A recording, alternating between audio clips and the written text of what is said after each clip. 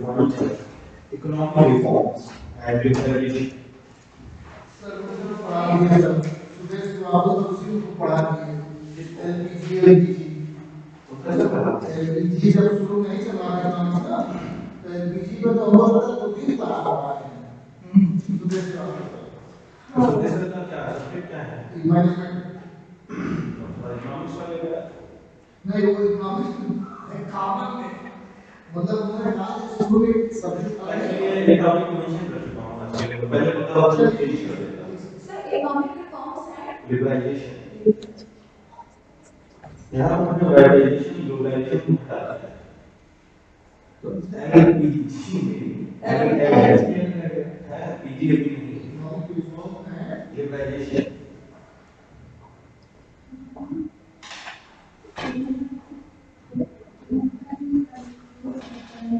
First point, according to the Deepak Nair, economic liberalization is about bringing market prices. Economic liberalization is about bringing market prices closer to efficiency prices.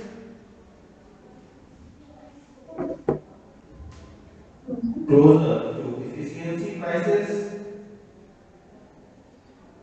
and allowing individuals, households,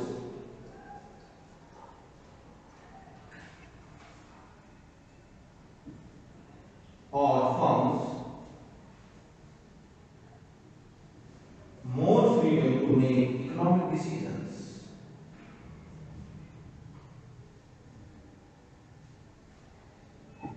This means a reduced role sir economic economic decisions. This means a reduced role for the state.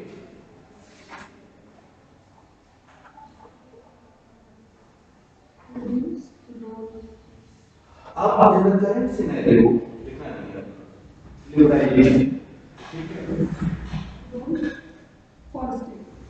अब आज का जो current scenario उसमें हम जो policy देख रहे हैं मोदी सर की पॉलिसी जो हम देख रहे हैं जैसे आप how many types of policy there are many types of policy ठीक look east policy look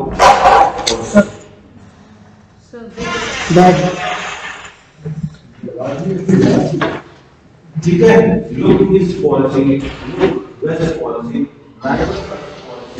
Para 1 diplomacy, para 2 diplomacy, para 1.5 diplomacy. ठीक है अब लिबरलाइजेशन गवर्नमेंट जब भी अपनी पॉलिसीज को एक अगर हम सिंपल लैंग्वेज में बोले तो गवर्नमेंट जब भी अपनी पॉलिसी को लिबरल कर जब से हमारे यहाँ जो मोदी गवर्नमेंट आई है उन्होंने लिबरलाइजेशन पॉलिसी को काफी अच्छे से फॉलो किया है आप लोगों ने करंट सिनेरियो में देखा होगा चाहे वो वीजा का कॉन्सेप्ट रहा हो एफडीआई का कॉन्सेप्ट रहा हो हमारे यहाँ जो फॉरेन डायरेक्ट इन्वेस्टमेंट है उसको डे बाय डे इंक्रीज हो रहा है और इसके कारण पॉसिबल हो रहा है ओनली लिबरलाइजेशन के कारण पॉसिबल हो रहा है पैरा डिप्लोमेसी क्या होती है पैरा डिप्लोमेसी बहुत आसान है बिल्कुल टफ नहीं है डिप्लोमेसी पैरा में जब मान लीजिए गवर्नमेंट लेवल पर टॉप वन ठीक है ना गवर्नमेंट लेवल पर जब भी हमारे यहाँ जो भी हमारे प्राइम मिनिस्टर हैं जाते हैं तो उनके साथ कई सारे मिनिस्टर्स और जाते हैं और जो प्राइम मिनिस्टर होते हैं वो जिस कंट्री में जाते हैं वहाँ के जो प्राइम मिनिस्टर या प्रेसिडेंट है जो वहाँ पर हायर अथॉरिटीज उनसे डिस्कशन करते हैं लेकिन जो हमारे यहाँ के और जो मिनिस्टर्स जाते हैं वो जो उनके कंट्रीज में जो minister foreign minister agriculture minister industrial minister commercial minister वो लोग अपने लेवल की बात उनसे करते हैं हाई लेवल मतलब PM to PM administrative minister this is called para ठीक सेकंड पैरा 1 पैरा 2 डिप्लोमेसी अब पैरा 2 डिप्लोमेसी में होता क्या है जब पब्लिक टू पब्लिक पब्लिक जब मीटिंग्स होती हैं, उनसे मुलाकात होती है, उनसे साथ रिलेशंस अच्छे किए जाते हैं, चाहे वो कोई भी कंट्री हो, चाहे हमारे वो नाइबर कंट्रीज हो, चाहे वो यहाँ पर हमारे बहुत ज़्यादा इंडियंस यहाँ पर जॉब्स करते हैं। फॉर एग्जांपल इसका सबसे बेस्ट एग्जांपल अगर आप देखें तो बिहारी वाजपेयी के द्वारा चलाई गई समझौता एक्सप्रेस, ठीक है, और एक लाहौर बस यात्रा का, ठीक है, this is the example of मतलब क्या हो रहा है, गवर्नमेंट तो गवर्नमेंट कर ही रही है, इसके साथ साथ जो पब्लिक है, पब्लिक टू पब्लिक कर रही है, और जो 1.5 उसमें दोनों को मिला देंगे, मतलब गवर्नमेंट भी आ जाएगी और पब्लिक भी आ जाएगी। जैसे मल्टीपैरेटल डिप्लोमेसी का जो बेस्ट एग्जांपल को डिस्कस करें तो उसको हम बेस्ट एग्जांपल ले सकते हैं नेपाल, ले सकते हैं। क्यों नेपाल ले सकते हैं? क्योंकि हमारे यहाँ का जो पर्सन है, हमारे यहाँ का जो सिटीजन है, वो नेपाल बड़ी ही आसानी से अवेलेबल पहुंच जाता है, वहां से यहाँ भी आ जाता है। तो पब्लिक टू पब्लिक रिलेशनशिप होता है, जहां पर मुझे लगता है कि दो कंट्रियों के बीच में जो व्यवहार होता है, जो उनके रिलेशंस होते हैं, वो काफी मजबूत और स्ट्रांग होते हैं। ठीक है, नेपाल का एग्जांपल हम दे सकते हैं। जब हम 1.5 की बात करेंगे तब हम उसको एग्जांपल दे देंगे लाहौर बस यात्रा की और समझौता एक्सप्रेस, क्योंकि उसमें गवर्नमेंट भी इन्वॉल्व होती है और उसमें पब्लिक भी इन्वॉल्व होती है। तो ये तीन जो है डिप्लोमेसी का कॉन्सेप्ट आपको क्लियर हो गया। तो सर 1.5 डिप्लोमेसी नेपाल के साथ 1.5 डिप्लोमेसी जो टू डिप्लोमेसी है, जनता और सरकार जो दोनों पार्टनर है, तो उसमें लाहौर बस यात्रा और समझौता है। लेकिन जब टू डिप्लोमेसी है जिसमें पब्लिक टू पब्लिक है, उसमें नेपाल है, क्योंकि हमारे यहाँ कोई रिस्ट्रिक्शंस नहीं है। अगर किसी को नेपाल जाना है तो बहुत ईजी चला जाता है, वहाँ पर हमारी करेंसी भी एक्सेप्ट कर ली जाती है, हम उनकी करेंसी भी ले लेते हैं, तो उसमें डिप्लोमेसी की बात करते हैं। ठीक है, इसके बाद जब हम आगे अभी हम लोग और देखेंगे तो 17 पॉलिसीज हैं, 17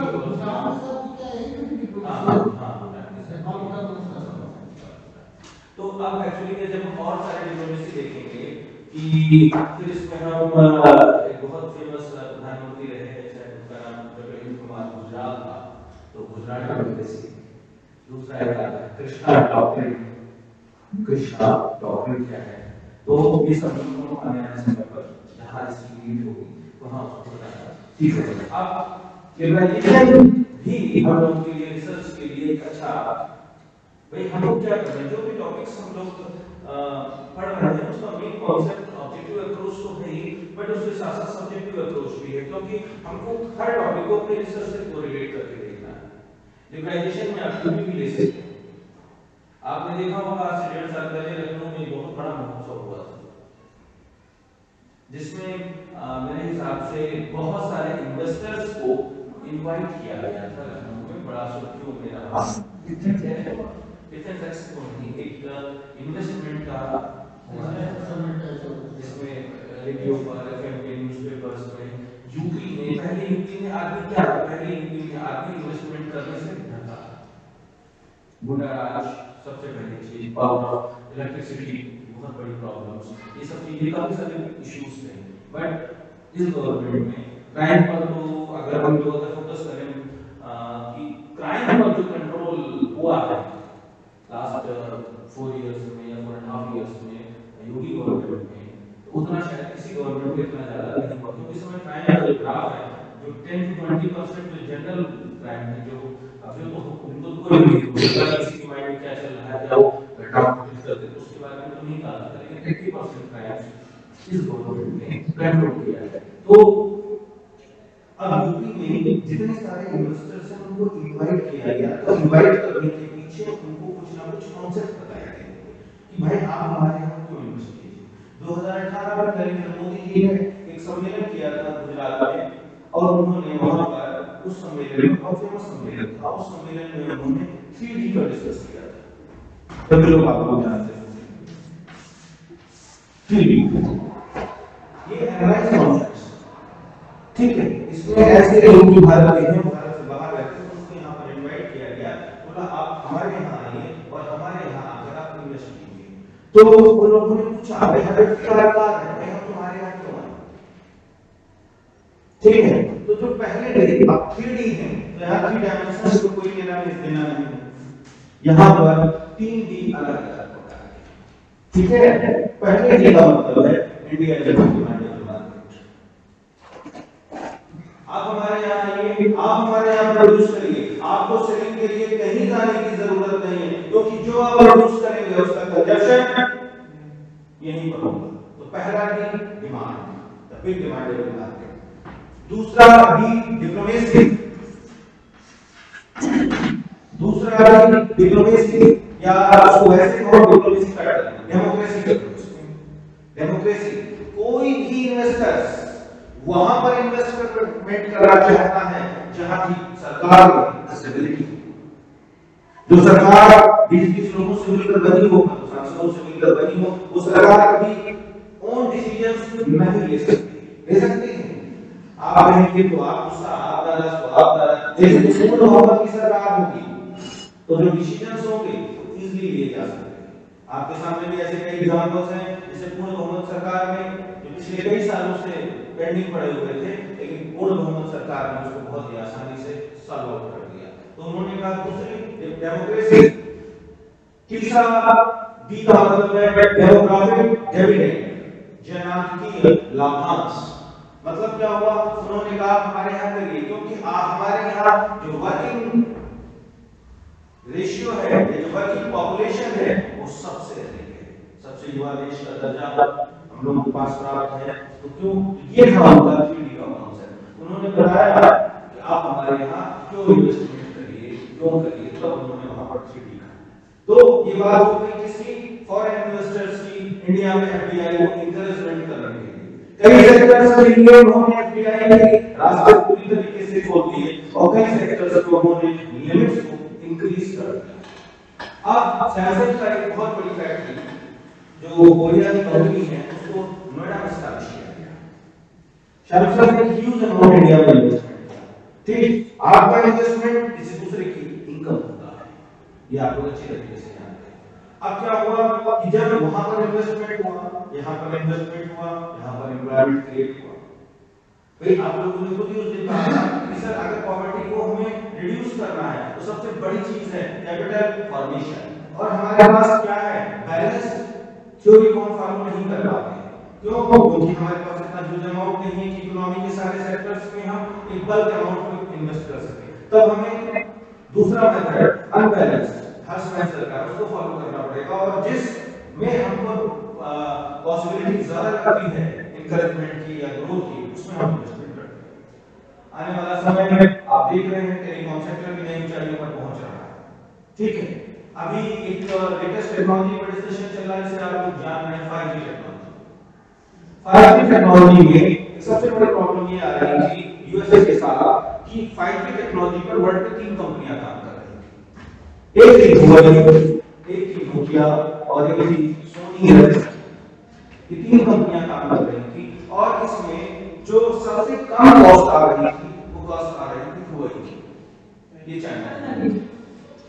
अब अमेरिका के सामने ये प्रॉब्लम था कि ये जो 5G के जो टॉवर्स हमारे यहाँ इंस्टॉल हो रहे हैं, ठीक है, अब कैसे इसको किया जाए, क्योंकि अगर चाइना को इस चीज का टेंडर दे दिया जाता है कि यूएसए में या वर्ल्ड के मैक्सिमम डेवलप्ड इकोनॉमीज में 5G इंस्टॉलेशन का काम वही करे। चाइना के बारे में सब कुछ जानते हैं आप लोग कि चाइना के नीचे क्या है। दूसरी 5G टेक्नोलॉजी का जो रेडियस डायमीटर रहेगा वो 100 मीटर 200 मीटर रहेगा होल जो है, और 5G टेक्नोलॉजी ऐसी है कि आपने कितना मूवमेंट किया है वो भी पता चल जाएगा। कई सारे वहां पर पेंटागन में कई सारे डिफेंस सेक्टर अगर उनके पास आ जाएगा तो चाइना की जासूसी करने की पूरी कॉस्ट कम आ गई, लेकिन अब मजबूरी है, हम लोग इंटरनेशनल रेट में आपको पढ़ते हैं, आप लोगों ने पढ़ाया भी होगा कंपैरेटिव कॉस्ट एनालिसिस के लिए कि इस तरीके से हम अगर ट्रेड करें तो चाइना के साथ, लेकिन यहां पर चाइना का मामला गड़बड़। अब यूएसए की नजर केवल एक ही देश पर आकर टिकी, इंडिया, और इंडिया का सिलिकॉन वैली सिटी उसे भी आप लोग जानते हैं, बेंगलुरु। ठीक, अब चाइना की कंपैरिजन की इंडिया में कॉस्ट ज्यादा आ रही है, ये तो नो डाउट, लेकिन जो सोनी इलेक्शन और नोकिया का जो प्राइस है उससे कम है, वही से ज्यादा है और उन दोनों से कम है। अब यूएसए ने ये टेंडर इंडिया को दे दिया है। अब 5G इंस्टॉलेशन या 5G टावर का काम जो कर रही है वो कंपनी का क्या कंपनी का नाम आपको सर्च करिए, क्योंकि वो जो पूरा कई सारे एक्चुअली होता क्या है, देखिए कंपनी में जो आप कह रहे हैं, जैसे किसी बड़ी कंपनी को दे दिया गया सपोज, क्योंकि एक व्यक्ति सारा इतना बड़ा काम नहीं कर पाएगा, फिर वो डिवाइड किया जाएगा कि आपके पास टेक्निकल स्टाफ कितना है, उसके रेशियो से वो छोटे-छोटे वेंडर्स में तब्दील किया जाएगा। अब जो इक्विपमेंट है वो देखिए कहां से मंगा रहे हैं ये लोग, इसीलिए क्यों, क्योंकि हमने आपको बताया 1991 से लेकर 2011 तक जो वन पोलर इकोनॉमी का कॉन्सेप्ट था उसे तोड़ना चाहता है। चाइना खुद जानता है कि इस समय अमेरिका, अगर अमेरिका को अभी दबा दिया गया फिर अमेरिका उठ नहीं पाएगा। अमेरिका का सबसे बड़ा मामला तो कोविड का केस चल रहा है, दूसरा है चाइना अपनी कमर्शियल ट्रेडिंग्स को बहुत ज्यादा इंक्रीज कर चुका है, ठीक है, और अमेरिका की कुछ चीजों से नहीं उबर पाएगा। इधर उसने दूसरा पैसे डेवलपमेंट बैंक भी कर दिया है। अभी हम लोगों को अगर कोई भी फंडिंग चाहिए, अगर लॉन्ग टर्म समय लोन चाहिए तो वर्ल्ड बैंक के पास जाते हैं, तो बीओपी से रिलेटेड हमें कोई लोन्स देखने हैं तो हमें आईएमएफ के पास जाना पड़ता है। अब सब्स्टिट्यूट के लिए उसने एशिया में एशियन डेवलपमेंट बैंक और ब्रिक्स डेवलपमेंट बैंक को एस्टैब्लिश कर दिया $100 बिलियन की ऑथराइज्ड कैपिटल से 2015 जनवरी 2015 को स्टार्ट कर दिया। तो बाइपोलर इकोनॉमी को मल्टीपोलर इकोनॉमी में बदलने का जो कॉन्सेप्ट की शुरुआत हो चुकी है। हर चीज के लिए हमें ब्रिटेन गुड्स पर डिपेंड नहीं रहना पड़ेगा, ठीक है। अब बात आती है लिबरलाइजेशन की। जब यूपी में इतना बड़ा ह्यूज अमाउंट किया, तो देखिए मैक्सिमम नंबर ऑफ स्टूडेंट्स जो रिसर्च कर रहे हैं, आपका टॉपिक जो होगा बहुत ही रेयर बच्चा होगा, एक्स्ट्रा ब्रिलियंट होगा जिसको इंडिया मिलेगा, रेयर बच्चा, क्योंकि इतने बड़े टॉपिक पर माइक्रो डाटा नहीं लाया जा सकता। तो मान के चलिए मोर देन 50 to 70% स्टूडेंट में जो स्पेशल रेफरेंस आएगा वो उत्तर प्रदेश में।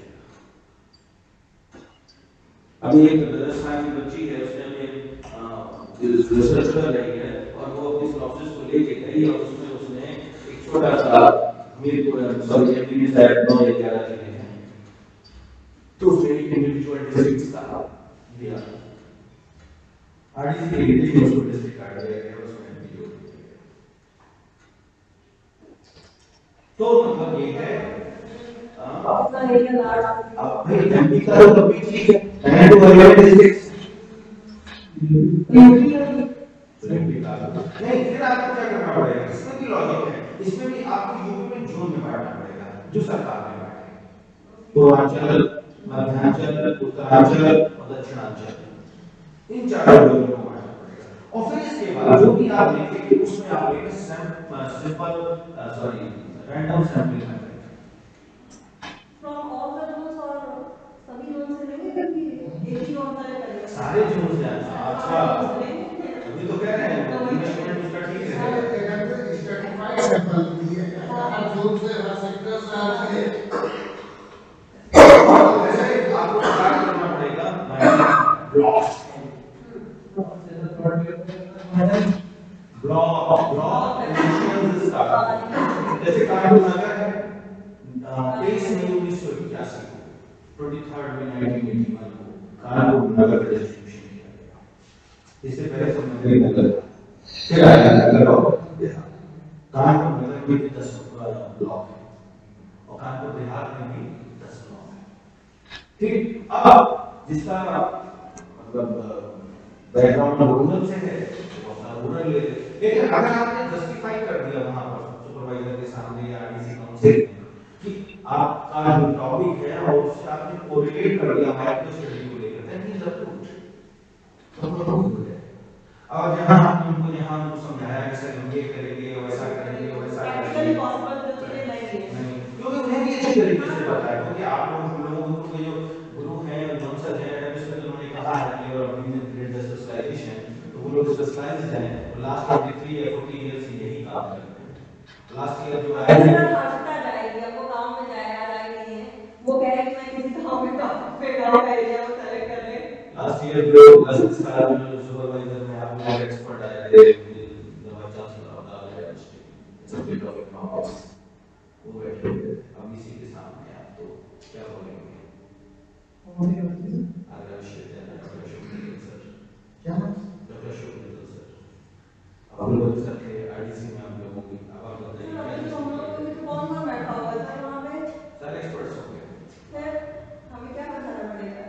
आपको अपना टॉपिक जो आपने लिया है उसको जस्टिफाई करना पड़ेगा।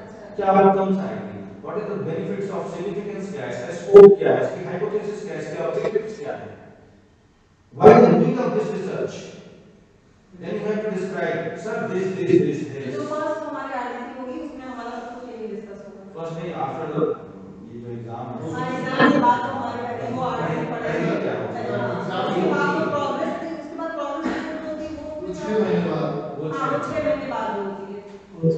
वही नहीं है आपके, अगर आरटीसी में आपका टॉपिक कैंसिल कर दिया गया तो फिर 6 महीने हो गया।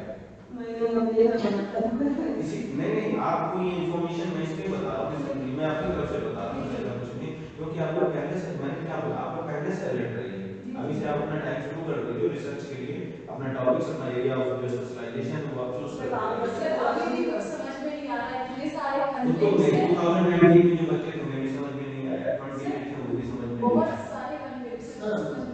एक बार देखिए जनवरी में मिड टर्म एग्जाम होगा तो हमारे सब्जेक्ट का भी ऑब्जेक्टिव होगा कि क्या कैसे होगा, ऑब्जेक्टिव। तो जैसे ये जो टॉपिक है कितना पढ़ना है सर, सिर्फ इंडियन इकोनॉमी मतलब जो आपका सिलेबस क्लियर है, कितनी पूरी पढ़नी है सर, इतना हिंदी का है इंडियन इकोनॉमी। एक बार फिर आप लोग भी क्या हो गया है स्कूल साथ रहते एक बार ये थी, आज मैं लाइब्रेरी गया था, उसका सवाल उन्होंने पूरी लीड लिख दी हमको, वेरी गुड। अब उसमें हमको समझ नहीं आया कि कौन सी खाना मिलेगा, तो कुछ आप लोग के कल्चर को पुराने ठिकाना पता ना हमको दिखा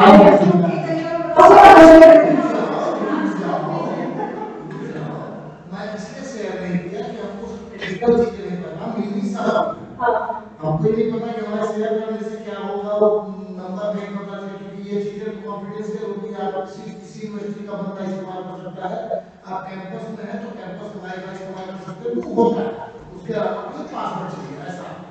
तो मैं ये सर तो उसको अगर आपको पता ही होगा, उसमें अगर आप ये बता देते कि हमारे काम का आइटम कहाँ मिलेगा। देखिए फिल्ट्राइजेशन अभी नहीं है आप लोग करें, एक्चुअली आप लोग खुद अच्छे प्रोफाइल में हैं और अभी आगे चलकर अभी आपको और आगे जाना है, सभी लोगों को जितने भी लोग हैं, तो फिल्ट्राइजेशन का काम लास्ट में किया जाता है, पहले आप सारी चीजें जानिए।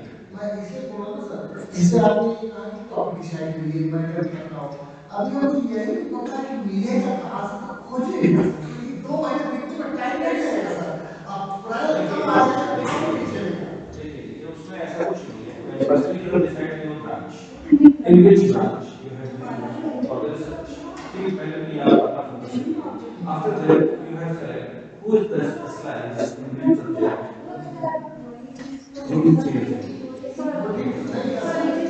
तो जानते हैं हमारे मिड टर्म हो गए, तो मिड टर्म का जो सिलेबस होगा वो कितना होगा, वो आपको बता दिया गया था, जितना आपको पढ़ाया जाएगा उसी के अंदर रहेगा, आपको जो चीजें नहीं पढ़ाई जाएंगी, नहीं मैं बताता हूँ, जो चीजें नहीं पढ़ाई जाएंगी वो आपको मिड टर्म में नहीं आएंगी, जो पढ़ाया जाएगा वो आपको मिड टर्म में आएगा, सीधी सी बात। पेपर सर आप पढ़ाएंगे नहीं मैं नहीं बता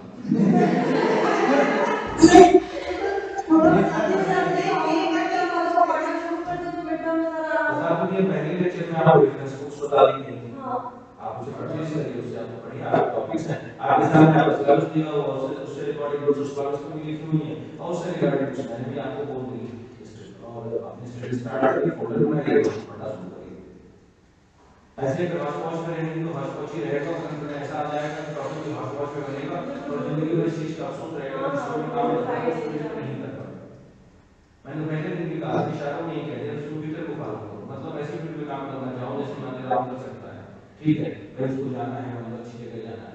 अब जो लोग सेचुरेशन स्टेट में और जो लोग जॉब में हैं उन्हें खाली वो चाहिए, तो वो लोग अपना इजी टॉपिक ले लें, ये अलग अलग चीजें हैं ना, अपना इजी टॉपिक ले लें, तो तुम्हें फर्दर जल्दी चाहिए तो अपना इजी टॉपिक करके उसे फॉर्मुलेट कर सकते हैं, लेकिन इसे रिसर्च करनी है वाकई में, रिसर्च करके और आगे का पहुंचना है तो वो अपना प्राइमरी डाटा पर फोकस करे।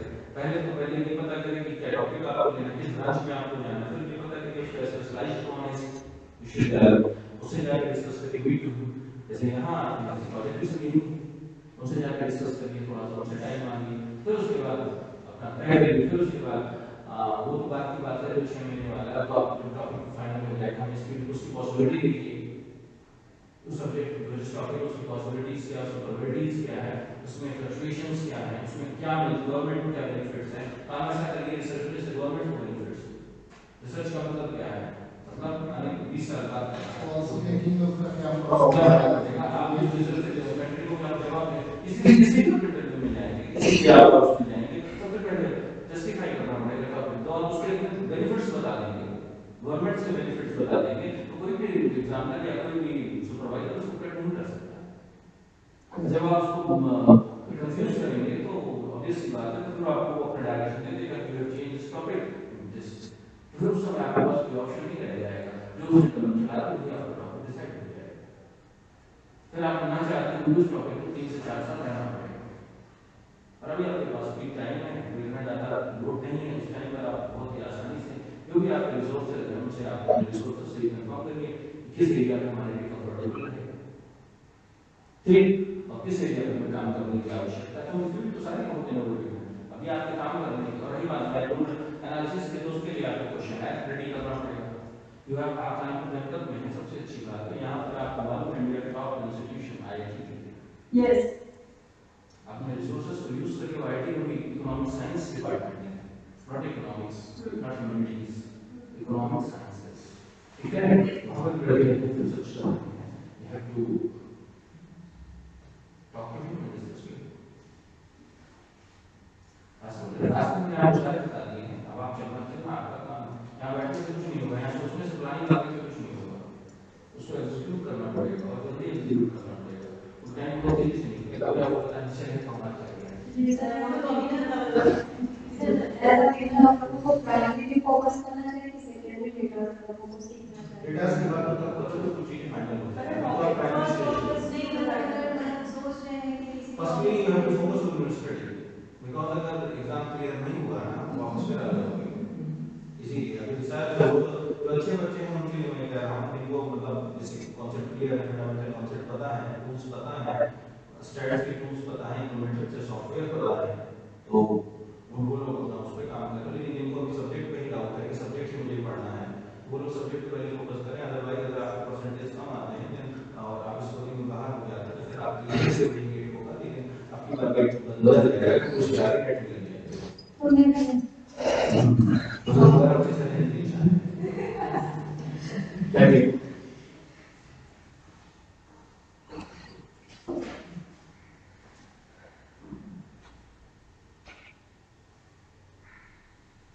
the macroeconomic crisis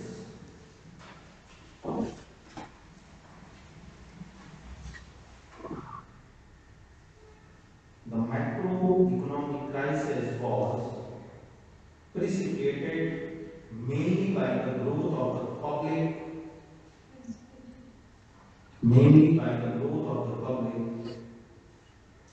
spending through of 1980s. So public Spending through the 1980s that increased the budget deficit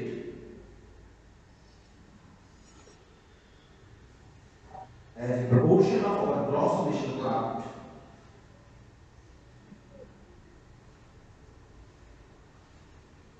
Although external shocks played a contributory role.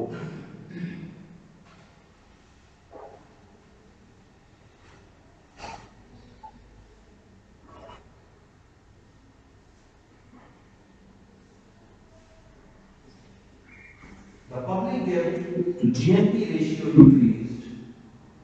The public debt to GNP ratio increased through 1980s, going up to almost 60%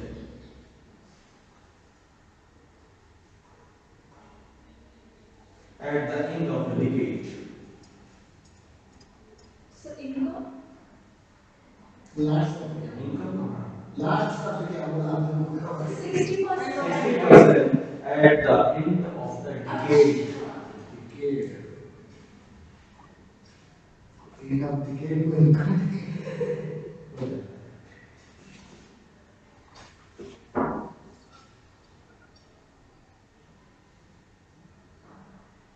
Next, according to the Bhagavati and Srinivasan, वो भी according to the Bhagavati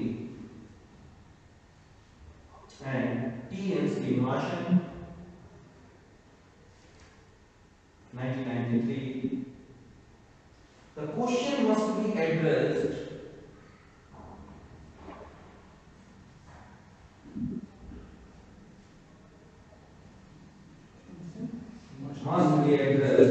Did the macroeconomic efficiency effect?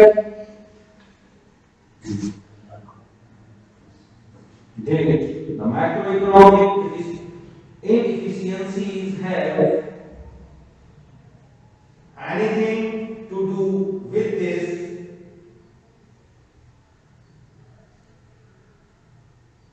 Or was profligacy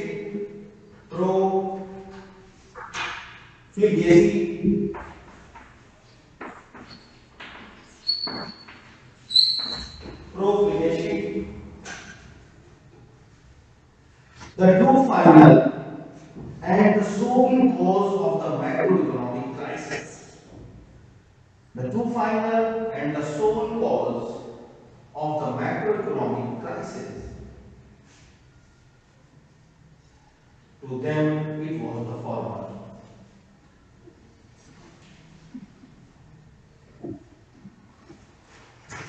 अब मेरे मन में एक प्रश्न उठा कि क्या नाम है आपका करिश्मा, ये बताइए कि जो हमारा बीओपी है, ठीक है ना, वो किन किन कंडीशंस पर डेफिसिट होता है? अगर डेफिसिट होता है तो उसको हम कैसे ठीक करते हैं? सर बीओपी में डेफिसिट तब होगा जब हम इंपोर्ट ज्यादा करेंगे, मतलब अगर हमारी फॉरेन करेंसी का अगर आउटफ्लो हो हमारे पास, ये सब होता है जी ठीक है ना, कि वो कैसे होता है जी। मुझे मेन पॉइंट कौन सी ऐसी कंडीशंस हैं जिन पर बीओपी डेफिसिट होता है? कोई इंपोर्ट होता है उसको पता है, वो पॉइंट्स बताइए कि किन किन कंडीशंस पर बीओपी डेफिसिट होता है और वो डेफिसिट बीओपी को हम कैसे ठीक कर सकते हैं, उसके लिए कौन कौन से टूल्स हैं और इकोनॉमिक टूल कौन कौन से हैं और नॉन इकोनॉमिक टूल कौन कौन से हैं? सर ये इतना नहीं पता मुझे, कॉमोडिटी और ऑटोनमस आइटम्स जो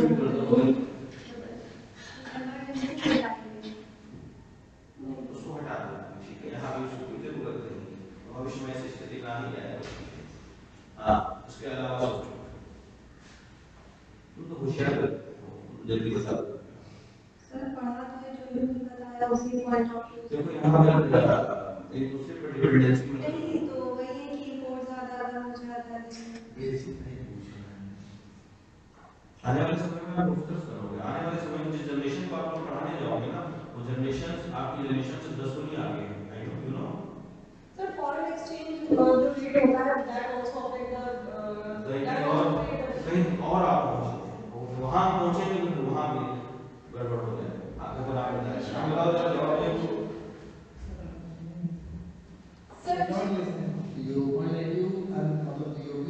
प्लांटेशन अनबैलेंस होता है उसको कैसे सुधारा उसके लिए मौलिक और सर यदि बीओपी इम्बैलेंस होता है तो सबसे पहले यदि हम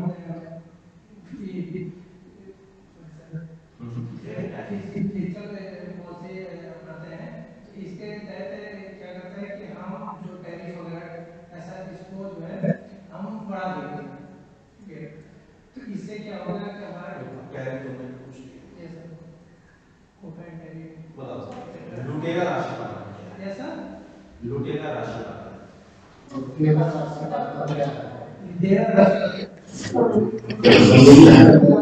how many single column tariff, double column, triple column tariff? Yes single और डबल सर होता है कि जब दोनों तरफ एक तरफ दिया जाता है टैरिफ, जैसे इनको हम इंपोर्ट करते हैं तो one country impose the tariff to single column and double column, both countries impose tariff double और काउंटर वैल्यू यूज क्या है? काउंटर वैल्यू अभी हुआ क्या हुआ? भारत ने अमेरिका की एक महंगी सी मोटर बाइक 7-8 लाख की आती है, क्या नाम उसका? डेविडसन। हाँ वही है जो भी है, ये वाली बाइक, इस पर इंडियन गवर्नमेंट 50% टैरिफ ड्यूटी लगा दी। सर ऐसे डेरिवेशन के बारे ये तो उसने डबल कहा बोला तो कंफ्यूज हो गया मैं कहा तो अगर वो दोनों कर रहे हैं फिर काउंटर वैल्यू क्या आएगा। तो यूएसए ने हमें भारत के एग्रीकल्चर कोर्स पे लगा दिया, हमें बहुत आगे बढ़ना चाहिए। सबसे पहले यूपी जो यूपी है सर मैं थोड़ा बता सकती हाँ हूँ पूछो सर मुझे करेक्शन के टूल्स कुछ याद आ रहे हैं लाइक डिवैल्यूएशन कर सकते हैं हम जिससे हमारे एक्सपोर्ट इंक्रीज होंगे तो आगे जाके फर्दर बैलेंस हो सकता है बीओपी। दूसरा एक्सपेंडिचर स्विचिंग पॉलिसी यूज कर सकते हैं हम। नेक्स्ट एक्सपेंडिचर रिड्यूसिंग पॉलिसी भी यूज कर सकते हैं। ये सब बीओपी करेक्शन के लिए है। देखो बीओपी पहले ध्यान से समझ लीजिए, ठीक है। पहले चीज जानो जो बीओपी है, अब देखो हम बीओपी पे पहुंच रहे हैं, बीओपी से हम लिबरलाइजेशन लाए।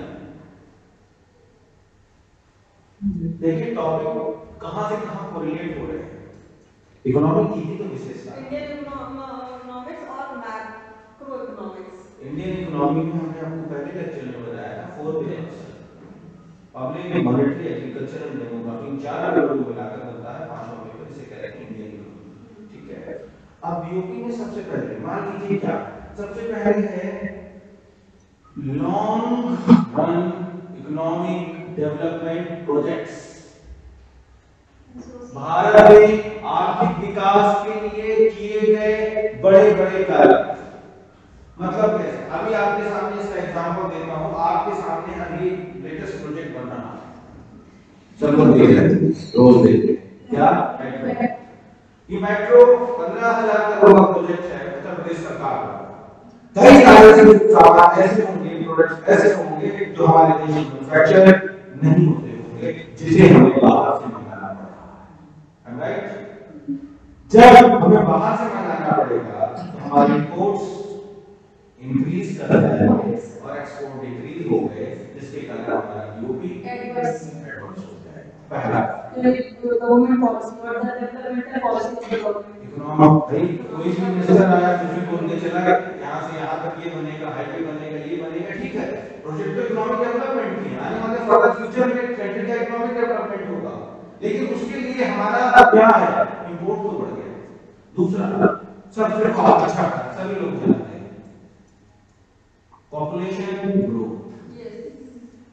बढ़ती हुई पॉपुलेशन ने बढ़ती हुई डिमांड को पैदा किया, बढ़ती हुई डिमांड के लिए हमें अपने ट्रेन चेक नेसेसरी आइटम्स चाहिए, इसके लिए इंपोर्ट बढ़ गया, एक्सपोर्ट।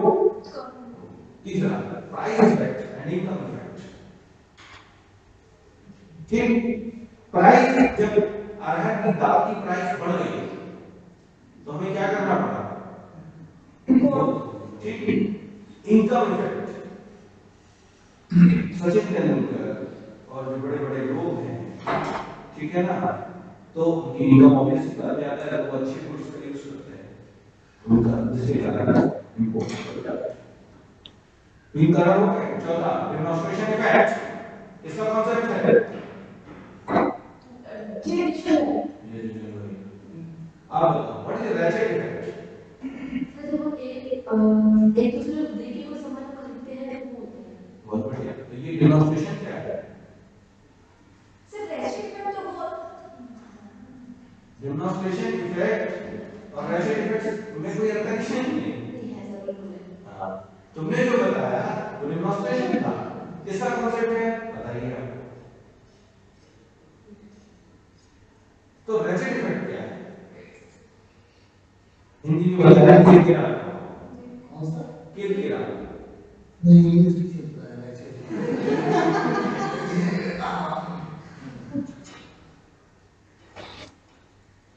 सर जब भी किसी कंडीशन में एक्सपेंडिचर हमारा बढ़ता जाता है तो हम अपने इनिशियल स्टेज पे नहीं आ पाते हैं, वो रैचेट इफेक्ट होता है और उसके रीजन बहुत सारे हो सकते हैं। यही तो सही कहा आज, क्या आपकी इनकम जॉब चली गई कोविड, ठीक है। अब आप कोविड में जाने के बाद आप फ्लैट्स में रह रहे हैं, उसके बाद आप सीधे नहीं आएंगे और ना ही किसी को बताएंगे, लेकिन आप अपनी पुरानी सेविंग्स से अपने करंट का जो living of standard of living को मेंटेन कर रहे हैं, दिस इज कॉल्ड राइट। बहुत कॉन्सेप्ट गिवन बाय जेसन, दोनों ही बात। तो जब डेमोन्स्ट्रेशन इफेक्ट होगा, जब हम दूसरे से इफेक्ट होगी किसी वस्तु को मंगाएंगे तो हमारी इंपोर्ट्स बढ़ जाएंगे और एक्सपोर्ट्स कम हो जाएंगे। जो भी हमारा एडवर्स हो जाएगा पढ़ा होगा। तो ये प्राइस इफेक्ट और इनकम इफेक्ट क्या होता है?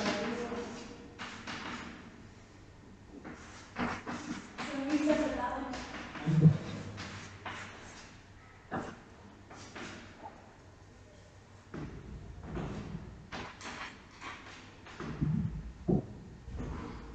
B मतलब balance of payment, RF मतलब receipt from foreigners, PF मतलब payment to foreigners, ठीक है? रिसीट ज्यादा है, पेमेंट्स कम है, रिसीट ज्यादा है, पेमेंट कम है,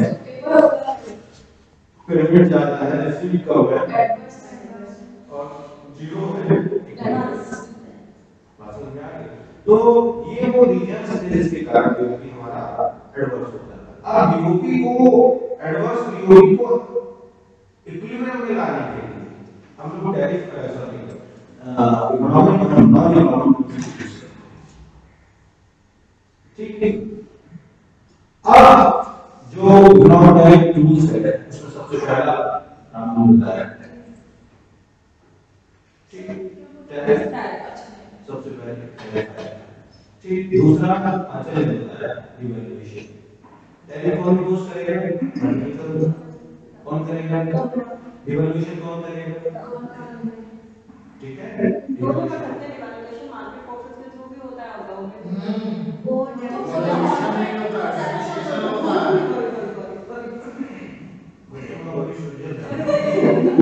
इस दवाई से भी बुलाया जाता है सिस्टम कर रही है, सिस्टम कर रही है। अब हाई लेवल पे आना है ना, तो सिस्टम तो इनकी वो भी जरूरी है, सब करेक्ट सब आ जाएगा ऐसा कुछ नहीं। ठीक, तो एक हो गया डिवैल्यूएशन, एक हो गया टैरिफ, ठीक। तीसरा sir expenditure switching reducing, sir ये भी तो उसी का पार्ट है, इसके थ्रू भी तो बीओपी बैलेंस हो सकता है ना। अभी तो मेजर करो ना, अभी मेजर होगा अच्छा इंपोर्ट सब्स्टिट्यूशन विनिमय मूल्य ह्रास, एक्सचेंज प्राइस डिप्रिशिएशन, जो आपने कहा ये है नॉन इकोनॉमिक का। विनिमय में ये होता है मांग और पूर्ति की शक्तियों के कारण जब मुद्रा का मूल्य अपने आप गिरता है। इवैल्यूएशन में जब सरकार किसी कंट्री के कंपैरेटिव में अपनी करेंसी को कम कर देती है, सबके साथ नहीं, वर्ल्ड के सारे कंट्रीज के साथ, किसी कंट्री के रिलेटिव में, ठीक है, इस कंडीशन इज कॉल्ड डिवैल्यूएशन।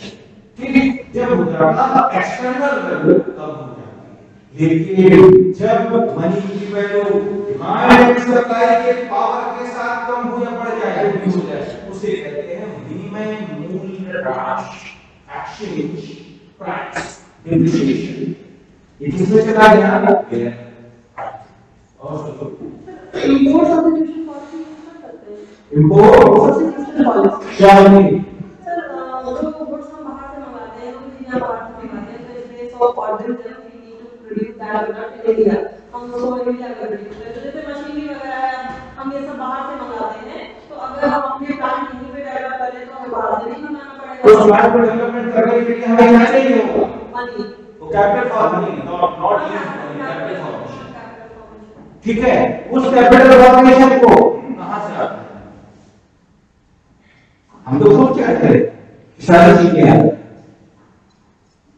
लेकिन वो कैपिटल फॉर्मेशन कैसे आएगा? लाइक जैसे गवर्नमेंट ने प्लान बनाया है, उसे मेट्रो चलानी है या कोई भी चीज चलानी है, तो आप अभी ऑक्सफोर्ड से पीएचडी करते हैं, सपोज फॉर दिस एग्जांपल, इसके बाद इंडिया में जॉब करना प्रेफर नहीं करेंगे, राइट? जब आप इंडिया में जॉब करना प्रेफर नहीं करेंगे तो हमारे यहाँ का ब्रेन जिसके लिए काम कर रहा है, वहाँ के लिए कर रहा है, तो यहाँ का फिर सैलरी के लिए, जब इस तरीके के सारे अच्छे इंजीनियर साइंटिस्ट सब वहाँ चले जाएंगे, ब्रेन थ्योरी, तो फिर यहाँ क्या होगा? और अभी ह्यूमन, अच्छा दूसरी बात कैपिटल फॉर्मेशन के लिए तो वो चाहिए, दूसरी चीज हमारे यहाँ प्रोडक्टिविटी का बात समझ रहे हैं? तो जैसे पॉवर्टी और अनएम्प्लॉयमेंट, आज भी गवर्नमेंट के सामने लोग होते हैं जो आज से 10 साल पहले जैसे खड़े थे आज भी वैसे खड़े हैं। कैसे कंट्रोल कर सकते हैं आप उसको, कैसे रोका जाए? अगर नहीं रोका गया तो आने वाले समय में एक बहुत विकराल कंडीशन आएगी। जो बच्चे आज भारत में जन्म ले रहा है वो भी कर चुके हैं। पीढ़ी आप लोगों ने पढ़ी होगी, $690 बिलियन के ऊपर अगर विश्व भारत के ऊपर है। इसका मतलब जो जनरेशन आ रही है, हम लोग तो लेते जा, इससे पहले भी गवर्नमेंट लेती रही, हम लोग भी लेते जा रहे हैं। और आने वाले समय में अगर इस खर्च के बाद नहीं पेश किया गया तो भारत की अगली स्थिति क्या होगी आप समझ सकते हैं। आज पॉवर्टी और अनएम्प्लॉयमेंट केवल दो मुद्दे ऐसे हैं, क्या हम उसको कैसे रिड्यूस करें? इकोनॉमिक्स आते हैं, कॉन्फ्रेंसेस होती है, वेबिनार होती हैं, कई सारे वर्कशॉप्स होते हैं, इसको कुछ इनोवेटिव आइडिया। और इसके लिए आपको आपने कहा ना, आपको अपने लिए इसको कैसे ऐसे थोड़ी नहीं किया आप हमने बता दिया तो सब तो आए बताने चले नहीं, इसका क्या आपको पता है? इसके लिए आपको उन देशों को सबसे पहले पकड़ना पड़ेगा जिन देशों ने इकोनॉमिक प्लानिंग के कॉन्सेप्ट को फॉलो करके अपने देश का बहुत तेजी से विकास किया और डेवलपिंग से डेवलप कर दिया। जापान भी है, उसमें आता है। तो अब आपको उन कुछ देशों की स्ट्रेटजी पढ़नी पड़ेगी। क्या कंडीशन, क्या चीजें उन्होंने बताई, किस मॉडल को उन्होंने अपने यहाँ पॉवर्टी एलिवेशन उसके लिए ऑब्वियस सी बात है, जो मॉडल लिया होगा किसी ने किसी इकोनॉमिक्स ने ही बताया, क्या कोई पॉलिसी मेकर तो उसने ही बताया होगा, उसको ही उसने इंप्लीमेंट कराया होगा, ठीक है, उसको आप पढ़ो। आप लोग एचडी पढ़ते हैं, हैरोल्ड डोगर पढ़ते हैं, सोलो पढ़ते हैं, नीट पढ़ते हैं, कई सारे मॉडल्स आप लोग पढ़ते हैं, उस मॉडल्स पे भी पीएचडी होती है। लेकिन वो आपको समझ है, वो आप लोग इससे पहले ही पिक्चर हो के मुझे पता है, तो इसीलिए आप लोग क्या जरूर करें, लेकिन आप लोग ज्यादातर बच्चे, मैं भी बता दूं, जो आप लोग आरटीसी में आएंगे, अधिकतर बच्चे जो नहीं उसमें 90% बच्चे जितना थ्योरेटिकल पोर्शन नहीं होगा, कॉमन प्रॉब्लम से ही रिलेटेड हो, ये मैं पहले बता दूं। तो हमें नॉलेज में बताया यही गया है कि आप उस एरिया में लीजिए जिसमें आप बहुत कंफर्टेबल हो या आपके एरिया इंटरेस्ट से मैच करता हो, आपको देखिए एरिया ऑफ इंटरेस्ट तो हर आदमी आएगा, क्योंकि जब तक आप उसमें इंटरेस्ट नहीं आएगा तो आपको रिसर्च करने में मजा नहीं आएगी। जी तो एरिया ऑफ इंटरेस्ट तो तभी मैंने कहा सबसे पहले economics the spiral victory, there are so many types of branches, first you have decided in which branch you have to proceed your course, पहले ये तय करो क्या आपको किस सब्जेक्ट में जाना है, फिर उसके बाद अंदर आइए, फिर इकोनॉमिक की उसमें मेजर प्रॉब्लम देखिए, उसमें हम क्या कर सकते हैं, और फिर उससे रिगार्डिंग रिसर्च पेपर ढूंढिए, उन रिसर्च पेपर को पढ़िए, सब मामला है। जितनी भी ब्रांचेस हैं सारी इक्वली इंपॉर्टेंट हैं या इक्वली इंपॉर्टेंस रखती हैं, जितनी भी ब्रांचेस इकोनॉमिक्स की हैं, चाहे वो इंडस्ट्रियल हो चाहे लेबर हो, तो सबकी इंपॉर्टेंस इक्वल है या जैसे लाइक इंटरनेशनल ट्रेड। देखो सही है, मैं इसका एक बहुत अच्छा एग्जांपल दूं, इकोनॉमिक्स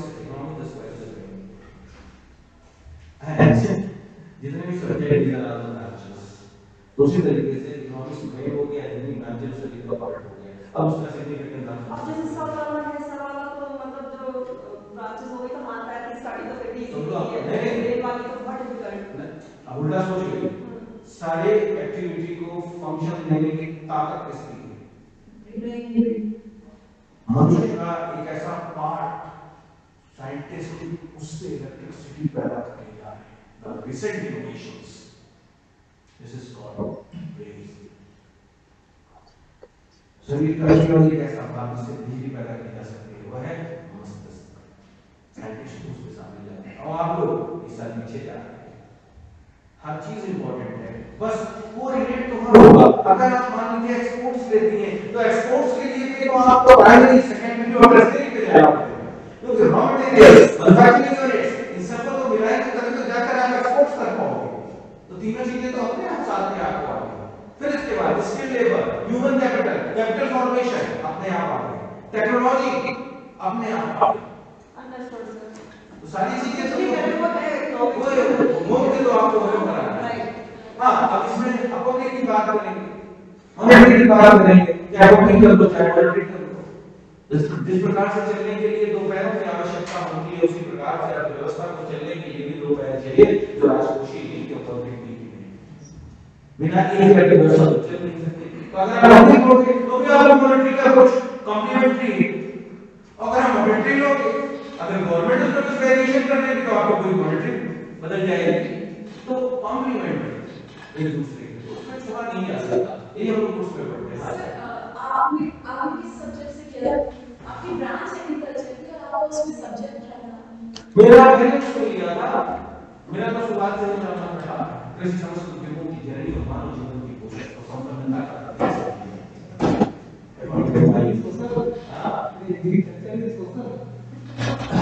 तो आज भी देखो डाटा उठा के देख लीजिए, आज भी इंडिया की पॉपुलेशन है डायरेक्ट और इनडायरेक्ट रूप से एग्रीकल्चर पर डिपेंड है। पहले कल्चर में 65% जो हम लोग कल्टीवेशन करते हैं या तो फार्मिंग करते हैं वो फूड एंड ड्रिंक्स की है, केवल 35% में हम लोग कमर्शियल क्रॉप्स करते हैं, उसके बाद बंदर जमीन है, उसके बाद पहाड़ पत्थर जो भी है सब है। तो अगर इंडिया के फार्मर्स को हमें और डायरेक्शन में ले जाना है कमर्शियल क्रॉपिंग को जरूर बताना पड़ेगा। हम जैसे ट्रोवेलर कोफा और इसके साथ एलोवेरा तुलसी बहुत सारे प्रोडक्ट्स हैं, ठीक है कमर्शियल ले जा सकते हैं लेकिन खाना कहाँ से मिलेगा? उसी के लिए तो मोदी जी ने बताया था सॉइल टेस्टिंग सेंटर खोले। सॉइल टेस्टिंग जिसको पता नहीं कि जिस सॉइल की फर्टिलिटी किसी दूसरी कम्युनिटी के लिए किसी दूसरे प्रोडक्ट के लिए सुपर्ब है, वो उस दूसरा प्रोडक्ट कर रहा है। सॉइल टेस्टिंग सेंटर्स भी ये सब चीजें कहीं ना कहीं आप जाओगे तो सब चीजें आपको मिलेंगी। गवर्नमेंट भी उस पे काम कर चुकी है, वो कर रही है। आपने बीट का प्रोडक्शन आई एम राइट, आप मार्जिनल फार्मर्स आर 5 टाइम्स, ठीक है ना, 1 हेक्टेयर से लेकर 10 हेक्टेयर तक, 1 हेक्टेयर में 2.5 एकड़, ठीक है, 25 एकड़ से ऊपर वाले जो होते हैं वो लार्ज फार्मर हैं।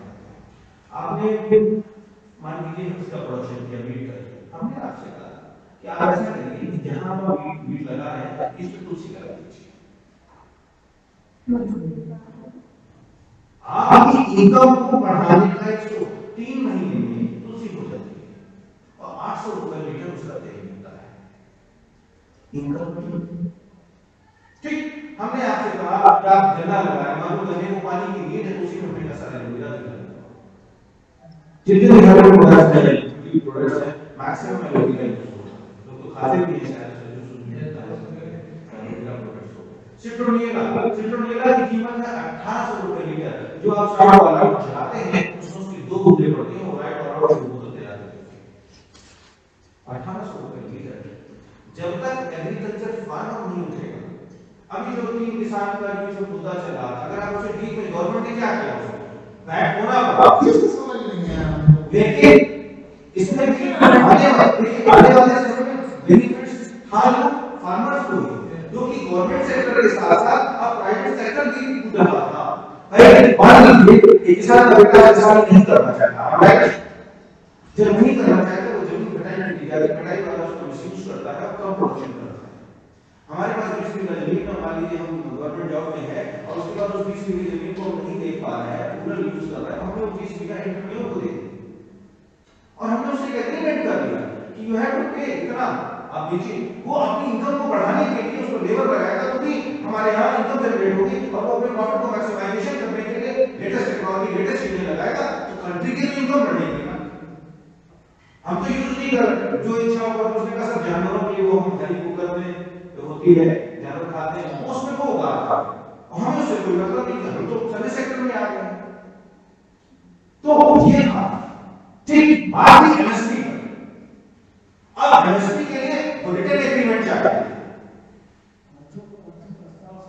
अब इलेक्शन पूरे नहीं हुए हैं, अब टारगेट में है पॉलिटिकली चुनाव की वजह से किया, क्योंकि हमको मेरा व्यक्तिगत ध्यान रखा, मैं उन तीनों चीजें जो सुधार की गई थी इस पे एज अब शास्त्री आप तो बहुत जैसे काम चल रहा है, सारे सजेशन आए थे उसी के बाद ये काम हुआ, ऐसा नहीं उसमें बहुत चीजें मिसगाइड की गई और बड़े मजेदार बात है सारा बिल्कुल पंजाब बाकी सुधार नहीं तो नहीं उसमें हमको लगता है पंजाब का चुनाव है, उनका चुनाव तो पड़ गया उसका फिर चुनाव का फिर और सबसे बड़ी चीज है इतने बड़ी ऑर्गेनाइजेशन जो ये घटना चक्र चला है इससे फंडिंग वो मैं नहीं तो मैं मुझे कहीं से ये पॉलिसी जो तीन काम इसको समझना मतलब कहीं हाँ कुछ कमियां नहीं होगी उससे इनकार नहीं लेकिन सरकार नहीं समझ में आया एक्चुअली 5 इलेक्शंस गवर्नमेंट किसी तरीके से अपनी प्रोडक्ट को इंडिया से कमजोर नहीं करना चाहती, ठीक है ना, क्योंकि अगर उसका अवरोधना रहा नहीं तो इसलिए उसके फिलहाल नहीं जा और यहाँ पर एक हम लोगों ने कहा कि कोई बड़े से काटने मुझे निकल उसमें होता है यहाँ पर किसानों ने गलती की, लेकिन कहीं ना कहीं लड़की हो जाने के लिए कहीं ना कहीं फिर कुछ ना कुछ होना चाहिए, क्योंकि ऐसे किसान कभी भी ऊपर नहीं बढ़ पाएंगे। ये हमारे यहाँ मार्जिनल फार्मर्स जिनके पास 1 हेक्टेयर से कम जमीन है उनकी संख्या जनसंख्या बहुत अधिक है। अच्छा तो किसान नहीं एमएसपी आज भी जो मतलब जिसको नहीं मिल रहा है उसको नहीं मिल रहा है, ये गारंटी देते जो बड़े किसान हैं जिनका मतलब 40% 50% बेच देते तो 50 बांट देता था पूरा। आपको मैं अभी इसी साल की बात बताऊं, मुझे गेहूं जब आई था बहुत ज्यादा सस्ता हुआ, एमएसपी के रेट 1900 के आसपास था, उसमें मुझे 1800 मिला, पर 2 महीने बाद मार्केट में गेहूं 1400 है। तो मेरा मतलब कि एमएसपी का हमारा वो तो इसलिए काफी मतलब पंजाब कुछ है, बाकी जो लोकल लेवल मेरे यहाँ क्रिकेट के जो किसान काम करते उसको एमएसपी क्या सब 14 को नहीं मिलता है। देखो अब होता है एग्रीकल्चर में जो भी प्रोडक्शन होता है, क्या कहना एग्रीकल्चर जो भी प्रोडक्शन होता है लास्ट ईयर में देखो पिछले साल आलू की कीमतें बहुत ज्यादा थी, सब फॉर एग्जांपल आलू 50 रुपए किलो, उस तो जिन लोगों ने आलू का फायदा उठाया वैसे अच्छे पैसे मिले, तो दूसरे फार्मर्स ने सोचा पिछले बार मेरा आलू 50 रुपए केजी था, आपकी बार क्या आलू को नहीं चलेंगे, जैसे हमने आलू का वजन बढ़ाया तो सप्लाई के ज्यादा होने से प्राइस कम हो गए, रेट क्या मिल गया, लॉस मिल गया।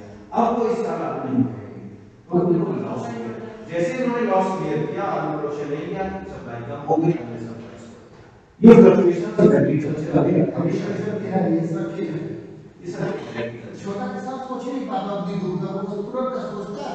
अब छोटे किसान जो ये सिस्टम चल रहा था कि आपके पास कितनी क्वांटिटी में कैसे आप सेल करना चाहते हैं, जब तक वो गांव के किसान उस टेक्नोलॉजी से नहीं उससे लिंक होगा, जैसे एक सफल उदाहरण आपको ले सकते हैं जिसके लिए आप एनालाइज कर सकते हैं किसी भी पॉलिसी के किसी भी जितनी भी गवर्नमेंट ने जो भी प्लानिंग की है जो भी स्कीम्स बनाया उसको आप छोटी सी प्लानिंग से कंप्लीट करेंगे।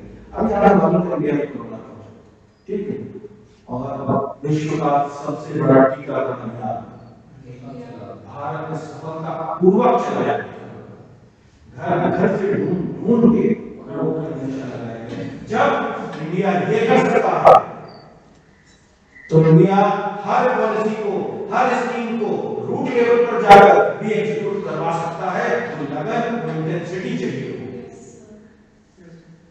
आप किसी भी स्कीम्स को जो फेलियर हो गई है आप इससे कंपैरिजन करिए, जो 6 महीने में 50 करोड़ पहुंच सकते हैं, एक घर में घुस सकते हैं, तो क्या हम उस पॉलिसी को अपनी स्कीम्स को अपने फार्मर्स को नहीं होंगे, फार्मर्स को हम नहीं उनके पास आप पहुंच सकते हैं।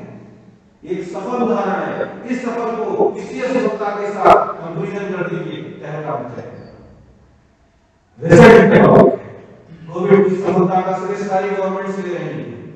हमने बहुत महाअभियान भारत विश्व और उसका भारत की स्कीम से किसी भी स्कीम से अपना एनालाइज करके दिखा दीजिए और आप देखिएगा कि आउटकम्स आते हैं, हम उससे आप उसका रिकॉर्ड डाटा दिखा सकते हैं, ऐसा ऐसा इस पॉलिसी के साथ कर दिया होगा, आज मोदी का जो चेहरा होता भारत के नक्शे में वो कुछ अलग था, राइट। ये